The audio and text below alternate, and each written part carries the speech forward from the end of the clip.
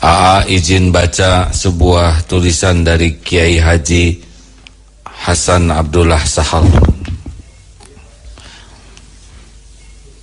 Larangan minum minuman keras. Surat Al-Maidah ayat 90. Ini ditaati nih oleh sebagian besar umat Islam. Padahal ayatnya cuma satu. Larangan makan babi.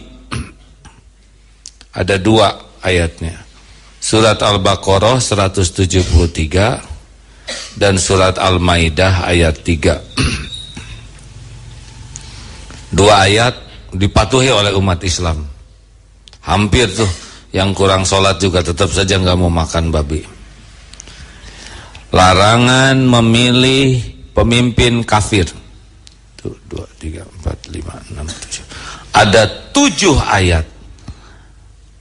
Surat ketiga Ali Imran ayat 28, surat keempat An-Nisa ayat 144, surat kelima Al-Maidah ayat 57, surat At-Taubah ayat ke-23, surat 58 Al-Mujadilah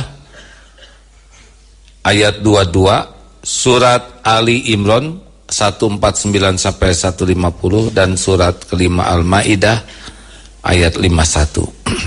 7 ayat menyatakan larangan memilih pemimpin yang tidak seakidah. Kiai Hasan Sahal berkata begini, beliau ini semoga Allah merahmati beliau. Seandainya ada 1000 orang menolak pemimpin kafir, hanya 1 dari yang 1000 itu. Saya adalah 1 dari yang 1000 itu. Andaikan ada 100 yang menolak pemimpin kafir, saya adalah 1 dari yang 100.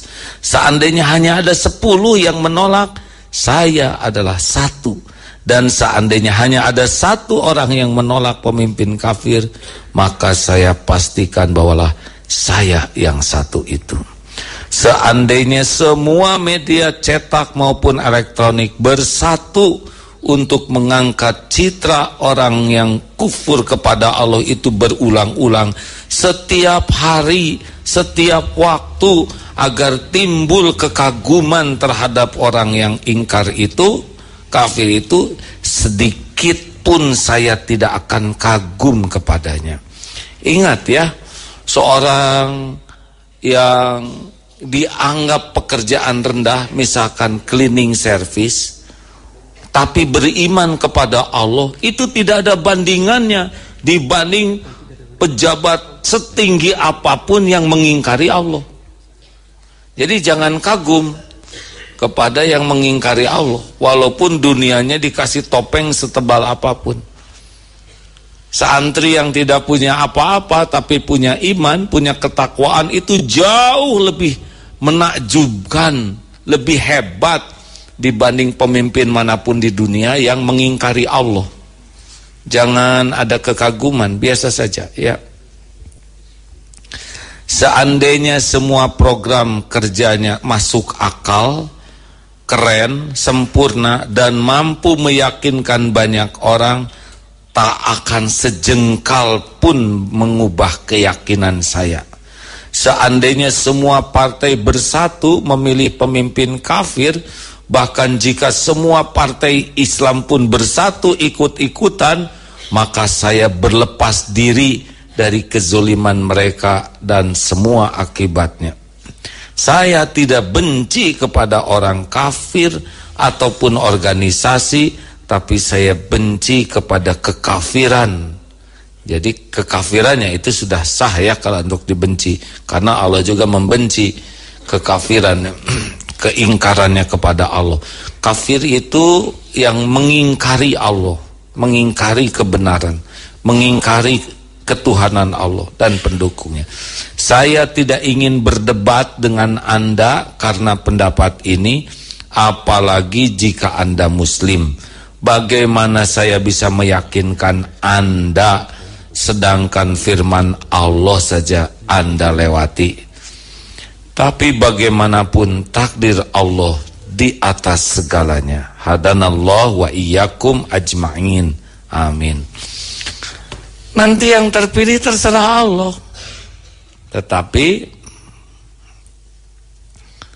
kita punya hak. Wah, itu syarat. Oh tidak, ini hak. Kalau saya seorang Islam menjalankan Islam saya, ini hak, ya.